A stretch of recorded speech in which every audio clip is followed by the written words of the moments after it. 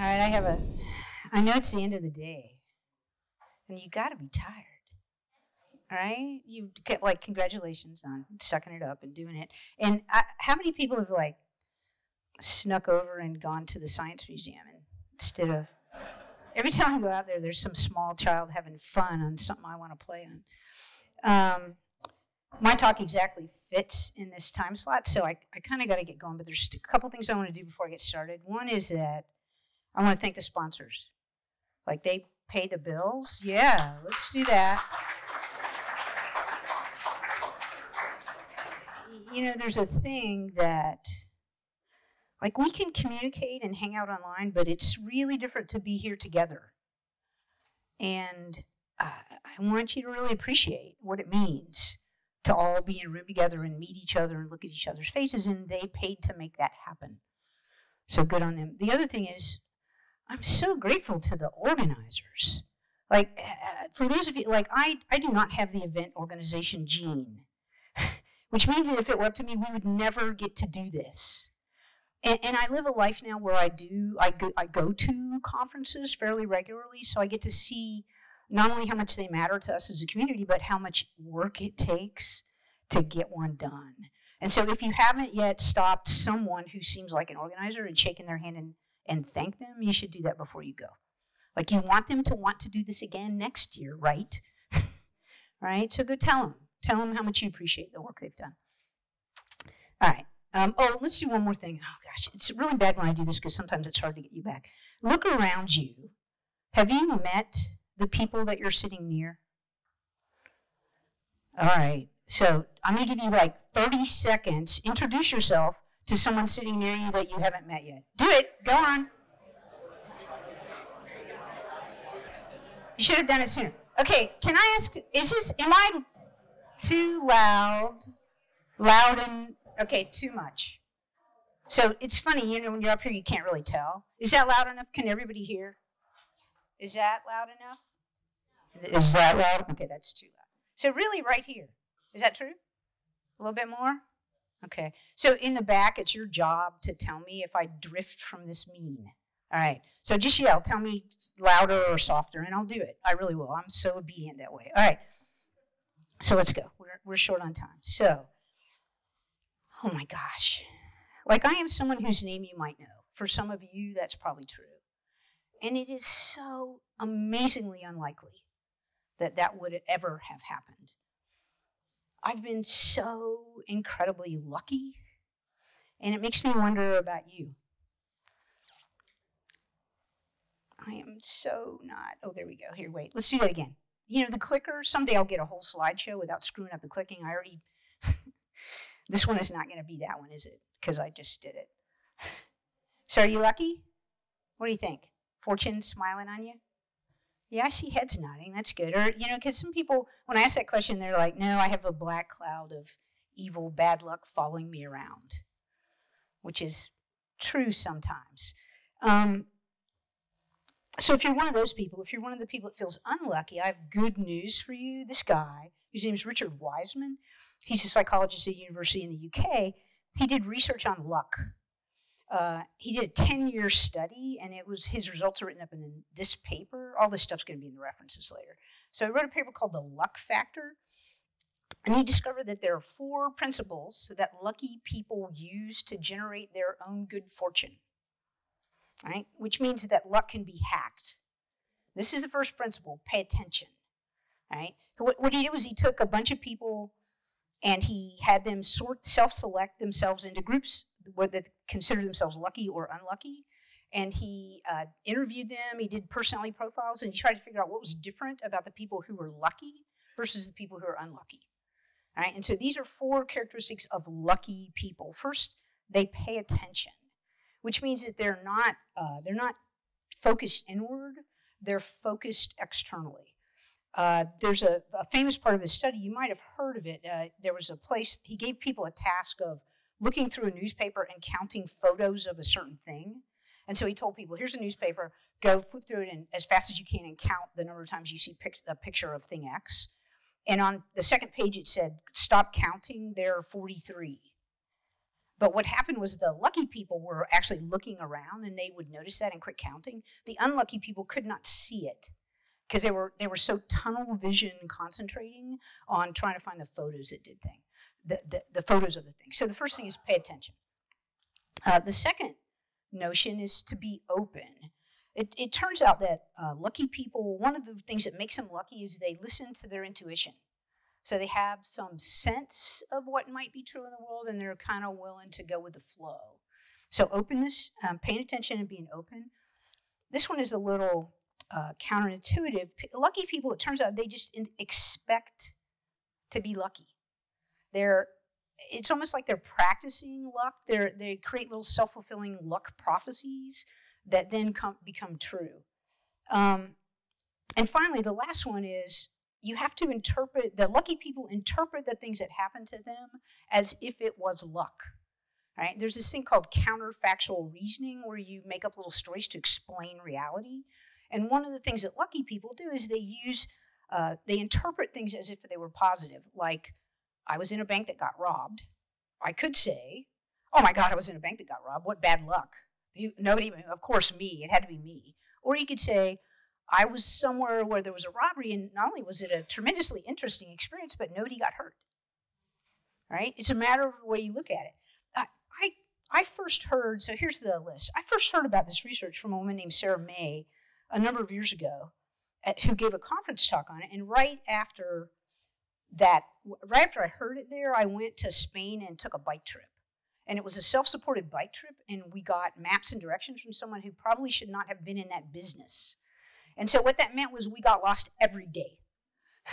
We spent the whole time pedaling through Basque Country, and it would be like getting dark and raining, and we would be searching for the hotel at the end of every day. And my partner who was with me at the time, we would look at each other. We had just read this research, and at the end of every day, since we were having so many opportunities for new experiences, we would look at each other and say, well, at least we're improving our luck. And it actually made everything better.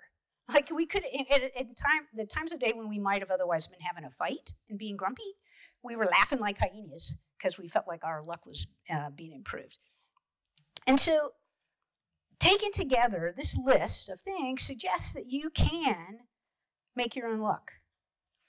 And it really is true, right? So Wiseman, he learned these things, and he took the unlucky people and he taught them these principles. And they indeed reported that they were luckier later. So, maybe you're already making your own luck. I don't know. Maybe you should go try to practice those things a little bit more. I can tell, I know that you're pretty lucky because you're here, right? You're in this room today. You got time off work, or you, like normally I would say you paid something, but you're so lucky that they found sponsors to pay for you.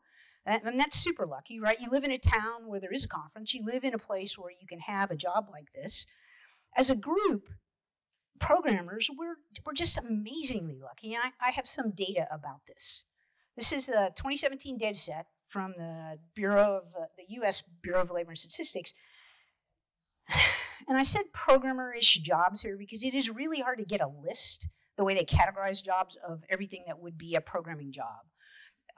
So your mileage may vary. Here's what I did. I went and found all the jobs that had the word computer in them, and I threw away everything that said repair or maintenance or testing. Maybe not a good idea, but that's what I did. And once I did that, I was left with 2.3 million programming jobs in 2017. And this data set, I picked this data set because it had incomes in it. And at that point, the median income across all these jobs was $85,000. Now, we just had Anthony, wherever he went, he was talking about how averages will lie to you. And so I feel the need to give you the tiny little stats lesson here. Okay, imagine that you had 10 scores, and 9 of them were 1, and the 10th was a billion. Is the average an accurate reflection? No, it's not, right? Which is how averages lie to you. The median score is the score on the midpoint of the line if you put all those numbers down. So the median score is it reduces the effect of outliers. And so all the numbers I give you, I'm not going to give you averages, I'm going to give you medians. And so the median score, in 2017, the median wage of programmers was $85,000 in this data set. I think that's an underreporting. There's a lot of good data, like there's 2018 data that suggests that programmers make more in the 100,000. The median income for programmers is more like 100,000, maybe for system-y type people, more like 110. And so because I know a little bit about the more current data, I'm going to just round this up a little bit and call it $93,000. I'm kind of making that up. But I picked this number for a reason, and this is why. Can anybody guess what the median income of the average worker in the United States is?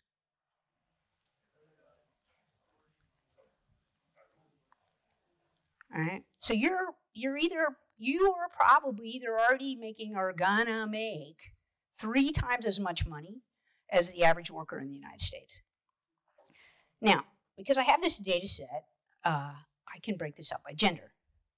Now, do not imagine that I'm unaware of the demographics of this room.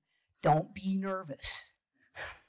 All right? It's just, tell yourself it's just data, right? Because that's what it is. Okay, so for gender, so if there's this 2,300,000 such people, then of those in this data set, it reported about 1.7 million males and almost 600,000 females. But if you believe the NIH when they say that about 390 out of every 100,000 humans are non-binary, then this really probably looks more like that. Now we know why it's reported as male or female. It's because on the Bureau of Labor and Statistics website had 2 radio buttons, one for male and one for female. Right? And so everybody had to fit themselves into one of these 2 categories. I put this on here. I put that number on here. Like I'm going to turn it into percents. Like the number is so small that you can almost not see the color on the graph here. But 9,000 people is a lot of people. And I think it's time to sort of wake up to the fact that there's a bunch of people out there that don't fit in these categories and that you have the power to give them their own radio button. You should consider doing that now. I was sort of struck by the Ben's talk on language. It's like, I don't know, if you're a non-binary person, which is a little bit inconceivable to me, but it is true that there are people like that. Like, I don't know how you live if your language is gendered. It must be so disorienting. I don't know. By this number, like if in a room this size, there is likely a person in here who feels like they're they and not a he and a she. And it just feels like we can be generous enough to make space for that in the world. It is what it is. All right, so now we got, from now on, I'm not putting that number on the rest of these just because I can't make up data. I don't know how to derive that data from the data set I have. But you should consider that when you collect data yourself. All right, so I had ethnicity in this data set. Take a minute and just, this is a different data set. This data is from 2019. Take a minute and imagine. I know you're going to be shocked. And this, it turns out, this is for all programming jobs in the United States. It turns out that the numbers are worse for the really big tech companies. Like if you go to Google or Facebook or Twitter, they're more like 56% white and more like 37% Asian and way. So what we know is like the more important the business is, the bigger the influence it has, the less diversity they have. Which I don't know, it doesn't really seem like a good thing.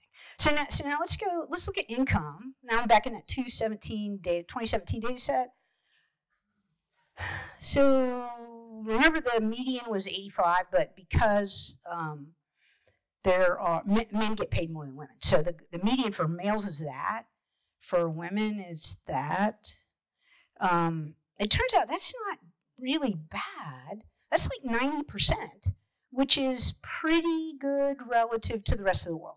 Like in most jobs, women make about 80 cents on the dollar of what men do. And so in some ways you can think that's good news here in programming. The thing that makes it a little bit bad news is that out in the real world, women hold about 44% of all jobs. And in programming, it's more like 25. And so it's a good news, bad news thing, right? Like there's less disparity in terms of pay across gender in programming, but there's fewer women here. There's less diversity too. So I don't know, glass half full. And then because I had this data and I could do it, I kind of wanted to figure out who got what part of the pie, because I had this data in a Google spreadsheet, foo. And so here's what we have. So the men because there's more men, they take home more of the money, right? There's a higher percentage of men and they get paid more. So this is higher than their actual representation in the data set. So they want to get less than their representation. It turns out that if you start putting ethnicity on here, then the white men and women get about 50% of the money paid to programmers. If you add Asians into that, then you're about up to 80. This is the key for everybody else who take home so little money I couldn't even put their percentages, would not fit in the spaces I had on the graph. All right. And so I'm not trying to make you feel bad. This is just facts, right? It's just data. What we know, though, so what we know from all this data is, like, we have it pretty good. Like, no matter what category you fit into, we're doing great here in programming. But it is true that if you were an alien and you came to planet Earth and you wanted to be a programmer and you got to choose your gender and ethnicity, well, you'd be a white guy, right? You just would. That's an absolute fact. All right, so while it might be true that you can improve your luck, you just came with your demographic. Mostly. That's mostly true. And so if you happen to have been born into one of those demographics, well, lucky you, right? That's like there's no way in which I think you are responsible for the situation of your birth. But it is also true that some birth demographics are luckier than others. And that's just a fact. But now that we're talking about being born, it turns out that the neighborhood that you were born in also matters a lot. This guy's name is Raj Chetty. He's a microeconomist at Harvard, and he did a bunch of research that created this website. It's called the Opportunity Atlas. Don't go look at it now, but you should look at it later. It is the black hole. It is a rabbit hole from which you will never emerge when you start looking at his data. So here's what he did. He took 20 million Americans, and they're in their mid-30s today, the age that probably some of you are. And he got, he went and got data from the census, from federal income tax returns, and from something called the American Community Survey. So, and he combined all of that data into a big database. Now, here's what the database does. It tells you things for qualities that people have today.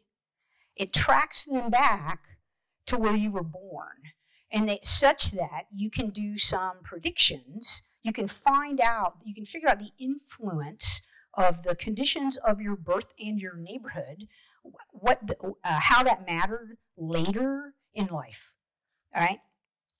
One of the things, so they know like your parents' income, and what they map all the way down here. I'll show you the map here. They map down to the census tract. So a census tract is like 4,000 some people. This is the home page of his app. Let me zoom in on it for you.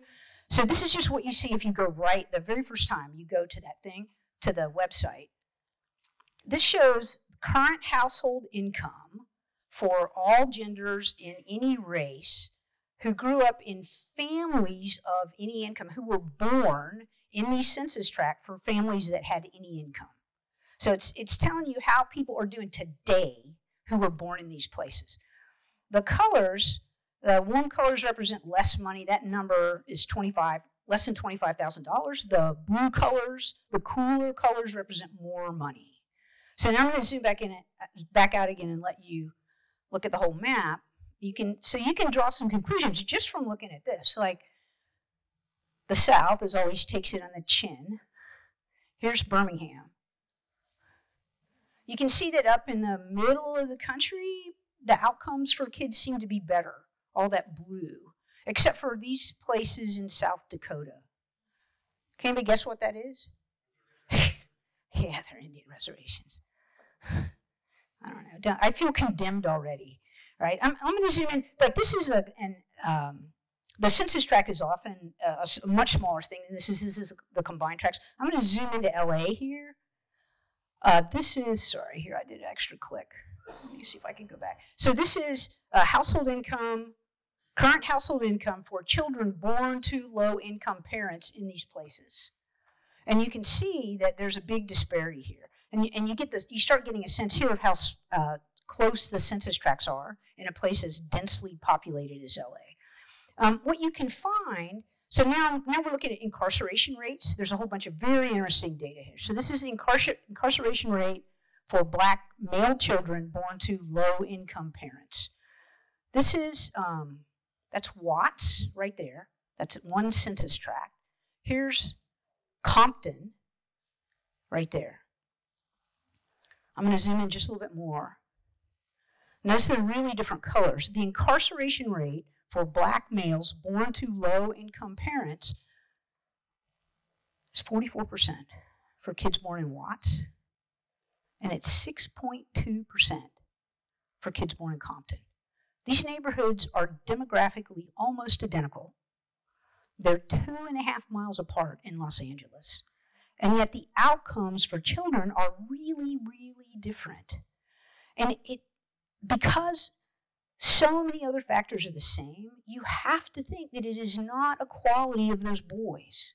It is not a quality of those men that determines whether or not they end up being incarcerated. It's something about the neighborhoods where they grew up. So this is the promise of America. This is the dream that if you work hard and you do well, you can succeed even if you start out with nothing. They have the data on this. How often do you think, in the modern world, how often is that dream achieved? What is the likelihood if you're born in the bottom quintile in America, the bottom quintile of income, the bottom fifth of income, that you can rise to the top? It's 7.5%. It's a little bit better up here. This is more like 14% up here. It's sadly way worse down here where we live, most of us live. Some of the places down here, like Atlanta and Charlotte, like there have been super economically prosperous cities in the South, and yet you can see by looking at this map that somehow that prosperity is not shared. That the children growing up in these places, born to low-income parents in these places, are not, they're not able to improve their lot as their lives go on. So what is it about neighborhoods? It turns out Chetty identified 4 factors. One is that, this was amazing to me when I read it, places where people are segregated by race and income have poorer outcomes for everyone. All right? It's not just people at the bottom of the socioeconomic status whose outcomes are bad. Everyone's outcomes go down in a community where there's a segregation by race or income. And let me be really careful about how I say the second ones. Neighborhoods where most families are one-parent families have poorer outcomes for children. Now, let me be really clear. It is not the condition of having a single parent. It is a condition of living in a neighborhood where most families have one parent. So if you're the child of a 2-parent family in a neighborhood that's mostly one-parent families, your outcomes are worse. All right? It's not about your size. It's not about your family. It's about the neighborhood that you're living in. The third one is schools. Schools really matter. Outcomes can be you can draw a line back from kids' income, kids' outcomes later in life to the schools they went to. And finally, there's this idea of social capital, like your neighborhoods are communities where people know each other and will pitch in and help if you're in trouble or you need care of some sort. Like if the neighborhoods that are high in social capital, the outcomes are better for kids.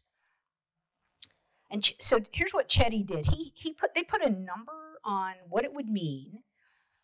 Like if you could take, many cities have census blocks that are good for outcomes for children and not so good for outcomes for children. And Chetty has calculated that if you could take a kid at birth and move them just across town, like in their same county, from a neighborhood that had poor outcomes to a neighborhood that had better outcomes, that their lifetime earnings would be $206,000 greater. This is such a big number that they're actually running experiments in Detroit and Seattle right now where they're doing just that.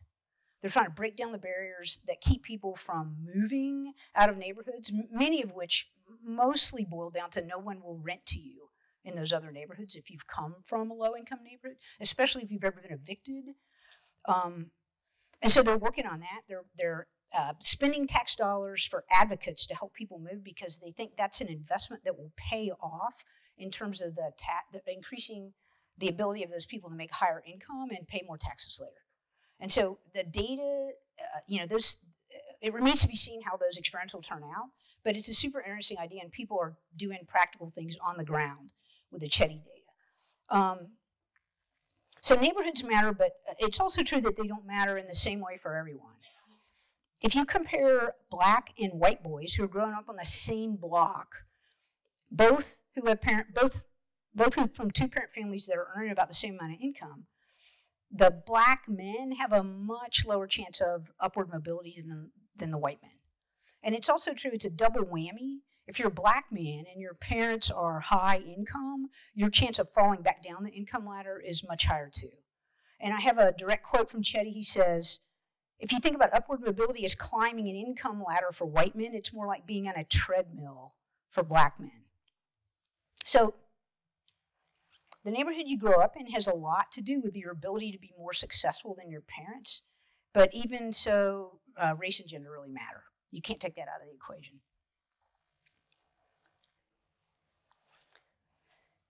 This is Randolph Drive in Parkersburg, West Virginia, the street on which I grew up. My house is right there. I'm going to turn the picture in a minute and let you see it. My dad was thoroughly dyslexic. And in the mid-1940s, he quit going to school because he was 15, he couldn't read, and he got tired, he was just bored. He got tired of sitting in the back of the classroom. And so when the truant officers came and got him, they told him he either had to go to school or go to jail, or they gave him a third option. They would help him lie about his age, and he could join the Army. Because that was back when there weren't such good data about when you were born. So they forged a birth certificate for him, and he joined the Army. And he met the woman who became my mom. He was stationed at Fort Benning in Georgia, and he met my mom there. And then, I don't know, like the Army still thinks he's older than he is. Like when he goes to the VA hospital, he has a different date than his real birth date.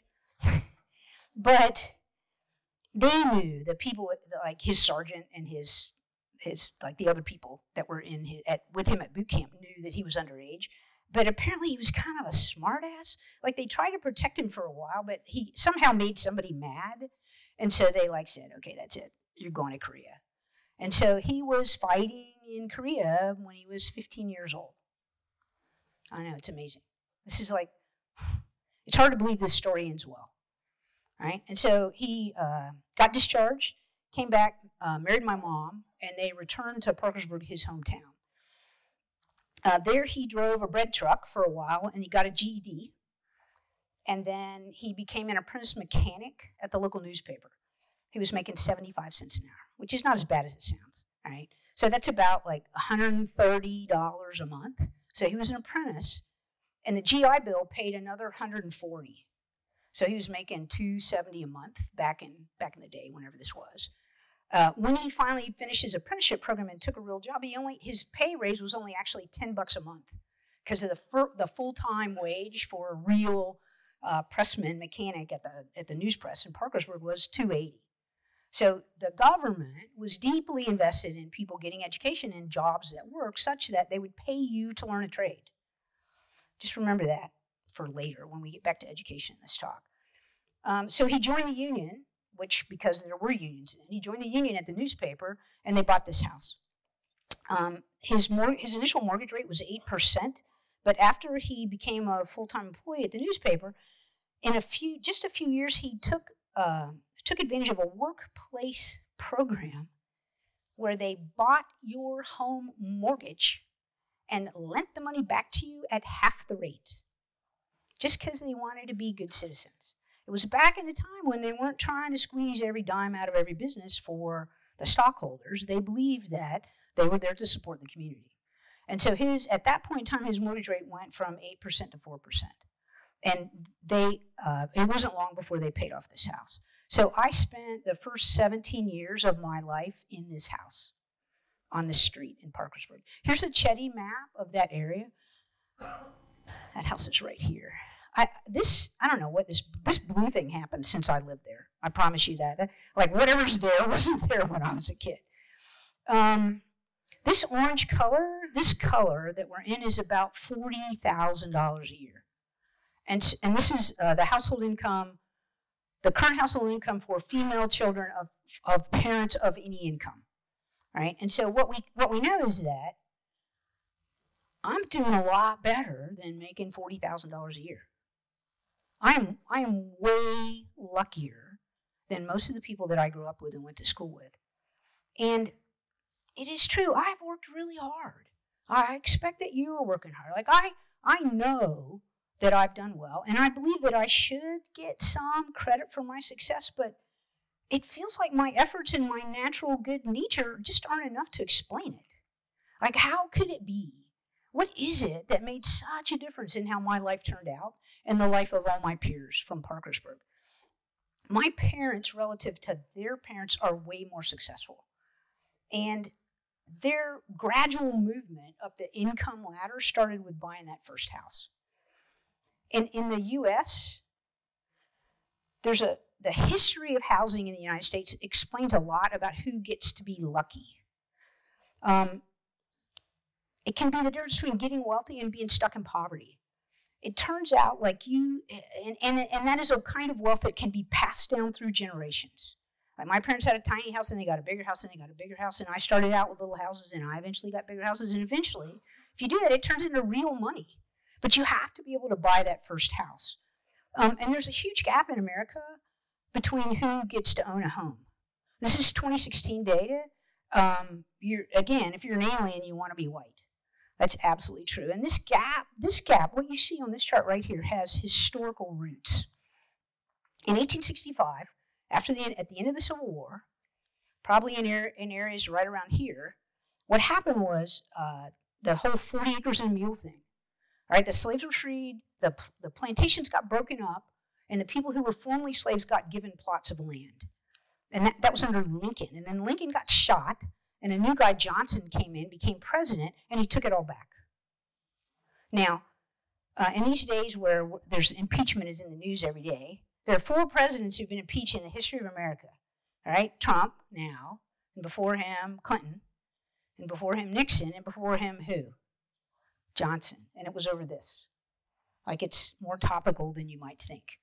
All right, and so in 1865, if you're black, you can own no land in America. And over the next few decades, it was very hard. It was not a trend that reversed. Most blacks didn't have enough money to buy property outright. And mortgages, here's how you get a mortgage. It took 50% down on the balance, had to be paid off in a year or 2. And so if you didn't already have a lot of money, there was no way to buy a house. And this went on for, like, it's not very long between 1865 and 2000. It's like 3 decades, right? Half a lifetime. By the 1920s and the Great Depression, there was a big boom. One of the things that happened that caused the Great Depression was there was a housing boom and bust cycle.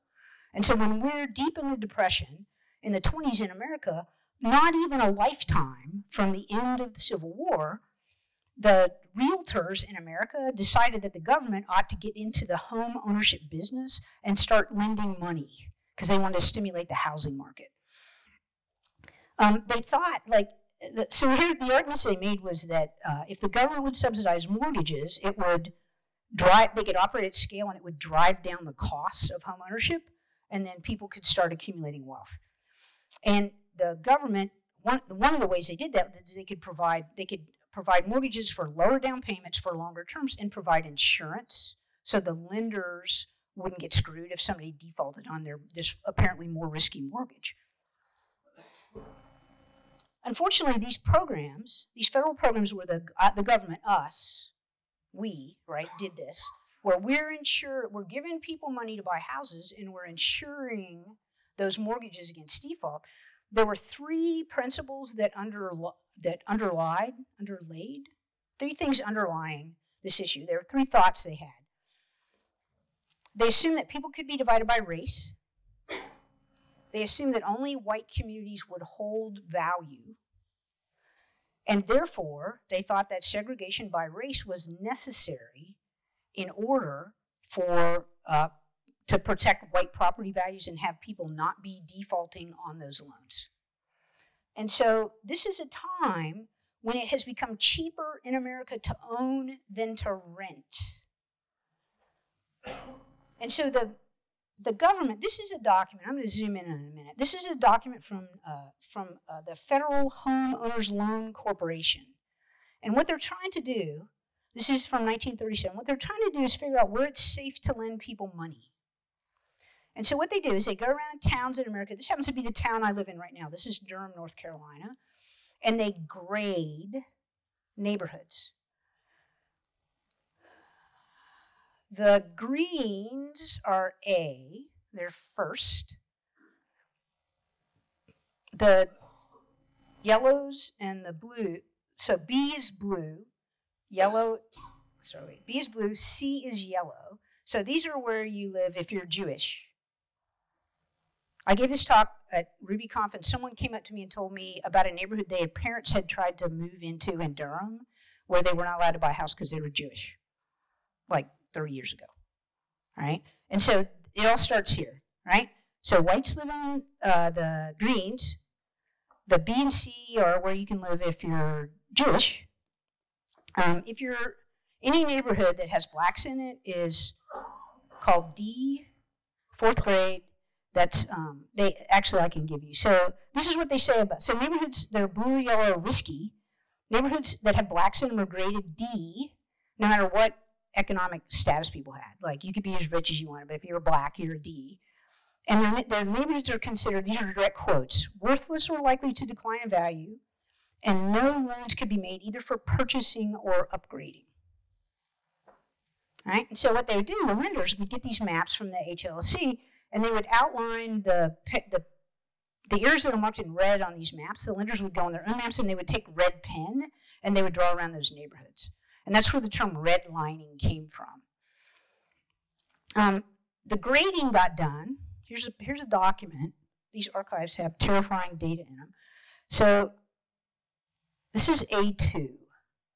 For those of you who can't read it, that says description of terrain. It's gently rolling, favorable influences. It's got utilities and schools, and this is where Duke University is in Durham. So the college is there. Detrimental influences, none. Type, okay, so business, college professors, business executives. They're making between $3,000 and $8,000 a year, and now this gets it's just sad. We did this, like, this is America. Foreign-born, none. Negro, none.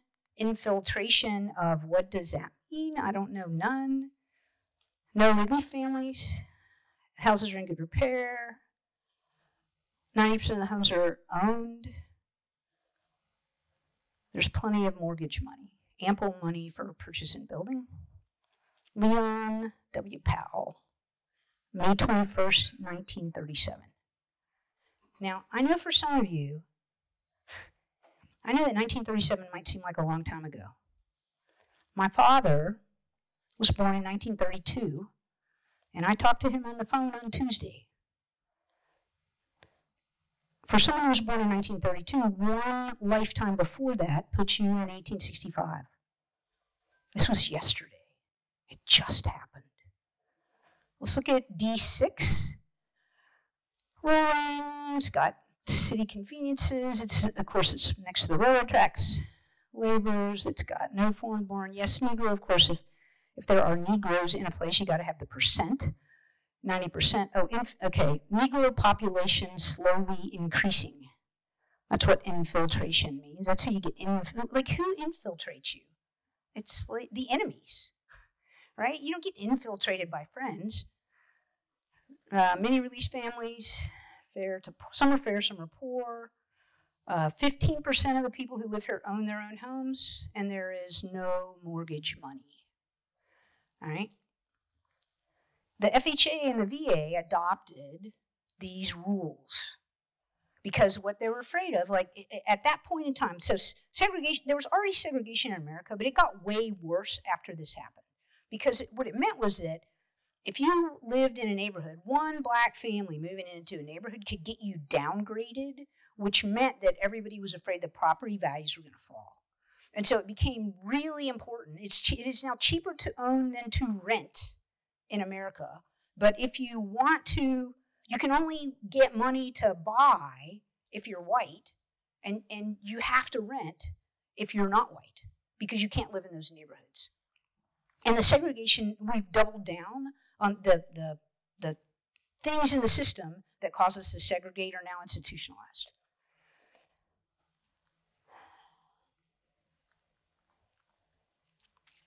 So there's no money for you. All right. The repository that I got the Durham stuff out of, it doesn't have every country in the United States, but luckily for you, Birmingham is in there.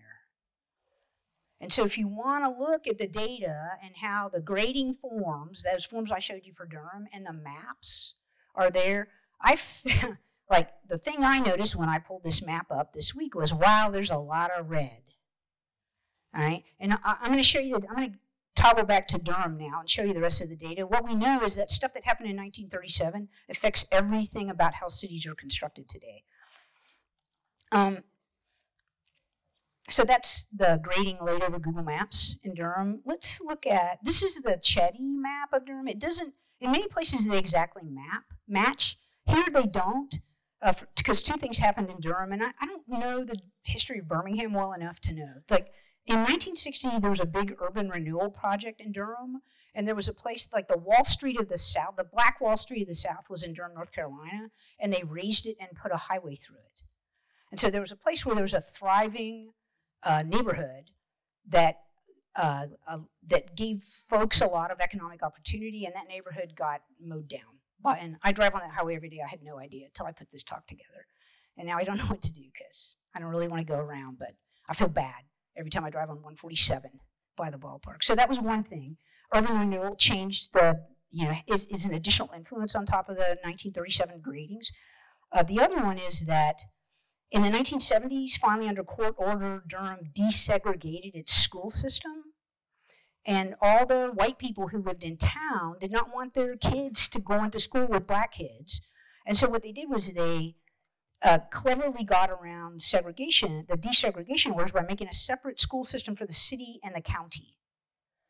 And so there were lots of white people moved outside the city limits where they could then buy property. And so it reinforced the segregation. So the city center became much more minority African-American, and the county became much whiter as a whole. And so those influences change how this map looks a little bit.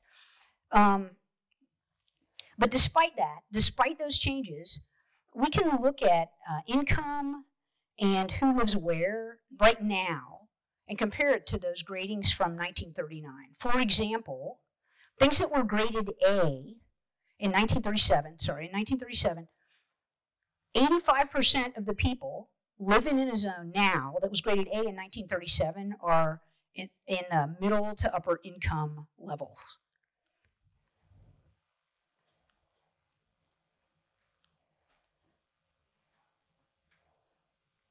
All right, let's look at who lives where. So today, in the areas that were graded A in 1937, they are 15%, quote, minority, whatever that is.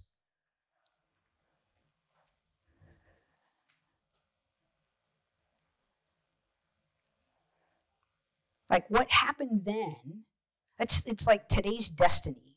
And I'm sure if you can get the same data, all the credits are at the end. If you look at the Birmingham, I'm sure you'll see similar things. All right. Here's the Chetty. This is an area map for where I live. That's Durham. So I've zoomed out some. That's Chapel Hill, where the University of North Carolina is. This is Raleigh, the capital, and that's a suburb of Raleigh called Cary.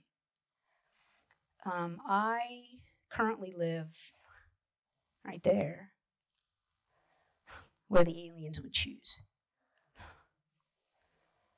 All right, so outside of my college years, I have almost never rented. I bought the first house I ever owned in 1980. There it is. These are today's pictures in Google Maps. That tree was not there, but there's a house back there, I promise. Then I moved to Tallahassee to go to college. Well, actually, I had a real job by the time I bought this. That's a much nicer house than the picture makes it look like. This is my first house in Durham. There's a house back there. You cannot make the Google Maps driver get a good real estate photo of your house. So that was in 1981. Then I briefly moved to Western Colorado. This is my house in Grand Junction. And then I moved back to Durham. This is the house I lived in 1999. And then I finally bought a lot and had a house designed and built. And this picture was taken, actually, I bought this lot in 2005. It took 2 years to get the house built. My house is not that house or this house. It's the house at the end of this driveway that you can barely see.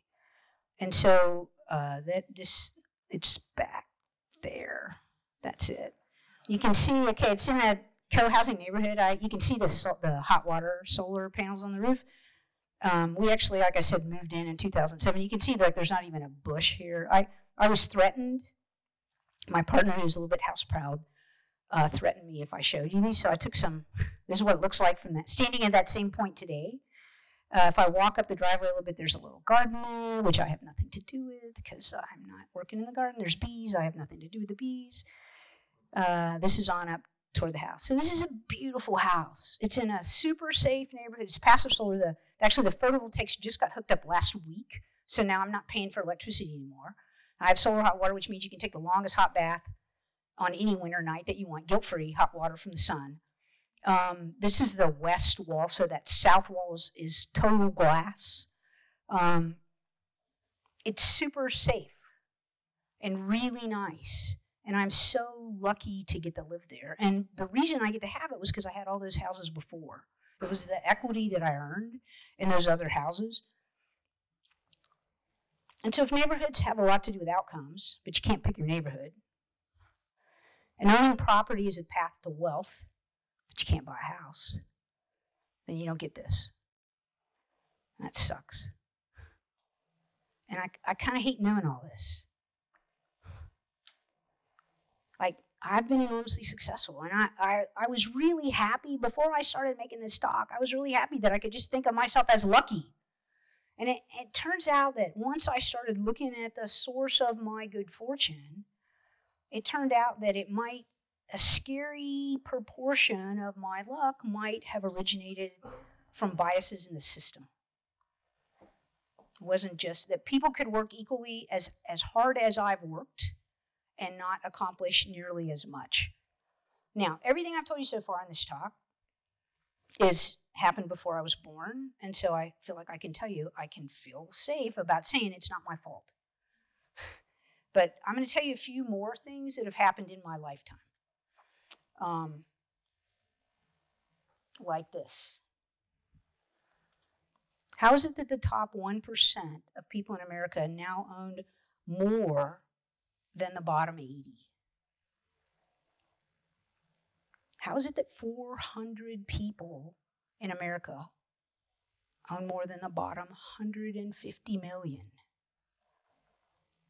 And when did we get more like China and Russia than like France and Great Britain? And I look at this chart and I want to know what happened in 1980. And it's this. This is an idea. Neoliberalism is an idea that the market is better at arranging things than people. Now, this is not, don't freak out, this is not related to political ideology. Like, these are presidents of different political persuasions who all believed in the idea of neoliberalism. It's something that economists sort of tried to talk us into. And after 40 years of the neoliberalism experiment, I think it's been a disaster for the United States. Heather Bushy's new book, Unbound, goes through the data in terrifyingly readable detail. Neoliberalism is a contention that markets will self-regulate if they're left unmanaged. But there's a bunch of data now that shows that there are many areas where managed markets are fairer and more efficient than unmanaged ones. And Bushi argues that these unmanaged markets are equally bad across the, they're bad for everybody. It's not like some people benefit, like everybody loses under the unmanaged markets thing. And so here's the deal. It was easy to turn managed markets into unmanaged ones. You just privatize stuff. You sell it to people. You give it to companies. The problem is, while it's easy to do, it's really hard to take back. Because the privatization of some things that are public goods means that people amass enormous fortunes. And once they have them, they don't really want things to change back. The super rich are quite happy with the current system as it is, and they have the power now to keep it that way. And over the last 40 years, a bunch of stuff that matter to all of us has really gone downhill. And I'm going to just give you 4 examples. There are many more. Here's the first one. I'm the high school class of 1975. Don't even try to do that math. I went to school here. This is a PHS in Parkersburg, West Virginia. It's on the National Register of Historic Places. When I went to school there, you could take French, Latin, German, or Spanish. I took a bunch of AP courses. I sang in an a cappella choir that was the best in the nation. None of those things are true. Well, it's still in the National Register of Historic Places. But they don't have the funding to do all those things. Like the quality of the public education, like my path to here started with the public education I got there, and that's no longer happening for kids who go to school there. This is the spending per student by school district. Again, red is worse. Now, this just shows you, I think this is 2016 data. It just shows you relative to other places. What it doesn't tell you is even that is not enough money. Like even the green colors are not actually enough. But you can look here and think of something about what outcomes are going to look like for children. Some of you, those of you who don't own property yet, may not know that schools are paid for very often by property taxes. So if you live in a crappy neighborhood where people rent, the schools are going to be bad. It's just the way it is. And that you can see property values reflected on this map. Generations of children are suffering under this scheme. Okay, new thing, minimum wage. On this chart, the dark purple is the actual dollar amount. The light purple is what it is in today's dollars. I last made minimum wage right there. Lucky me. All right? It turns out that's about $10.80 in today's buck. The living wage where I live for a single adult with no children is $12.15. You could almost make it. 2 adults sharing a household, making minimum wage, if that were minimum wage, they could survive. You can't make a living on that. That won't do it. Next, healthcare. These are uninsured rates. Darker colors are worse. The average, almost 10% of the people in America do not even have health insurance. 2 years ago, my partner was diagnosed with breast cancer. In that year, we spent $30,000 out of pocket for a course of treatment that cost $100,000. The average median, I'm sorry, I said average, but I didn't mean it. The median income in America is what? $31,000. 2/3 of all bankruptcies in the United States are because of medical expenses, either directly because of expenses or because of lost wages due to illnesses. Last one. Some of you are probably still doing this. Student loan debt. When you reduce funding for colleges and universities, that means there are fewer seats and they're more expensive. And privatization happens. When that happens, students have to get loans to go to for-profit colleges, and those loans are, of course, insured by us. Despite the fact that well-educated populace is good for everybody, it's good for the whole country, getting a degree today often means taking on crippling debt. I borrowed money when I was in college. Like, I can tell you this, I don't remember how much. And I don't remember what my payments were. And I don't remember how long it took to pay it off. But what I do remember is I bought that first house while I was paying off my student loan. It couldn't have been that bad. right? It was a reasonable amount. It wasn't a life-changing amount of debt. Today, almost a quarter of the adults younger than 60 have student loan debts. And they're paying this rather than doing things that will build wealth. They're repaying these loans. All right.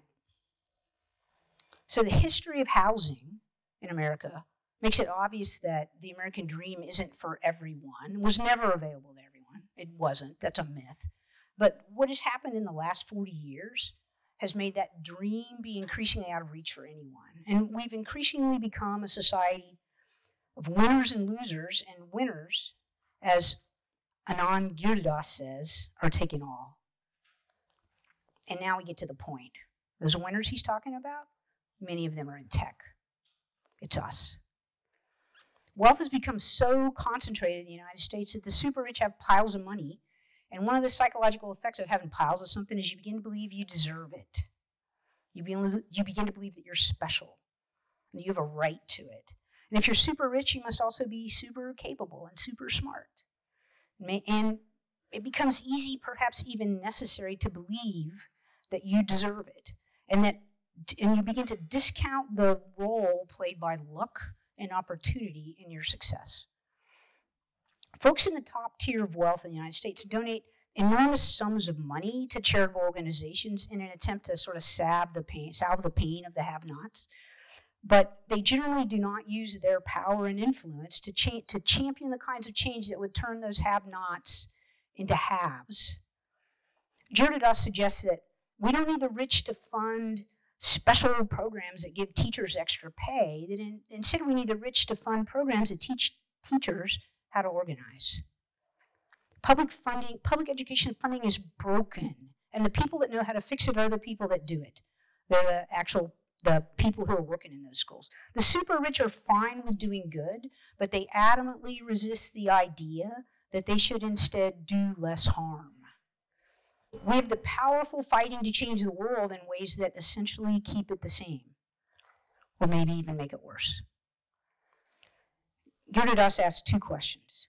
Are we ready to hand over our future to the elite, one supposedly world-changing initiative at a time, or is meaningful democracy, in which we all potentially have a voice, worth fighting for?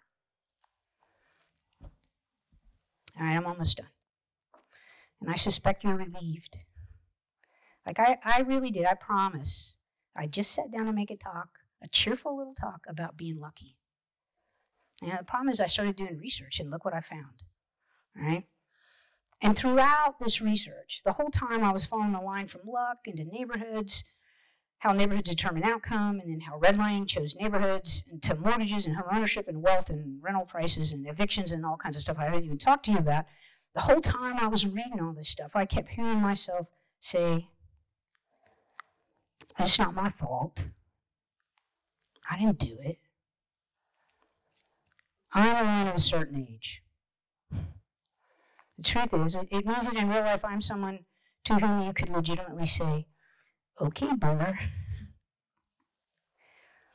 And I thought I was just hardworking and lucky, but now I have to wonder if I've spent my entire life surfing the final crest of the last wave of the American dream.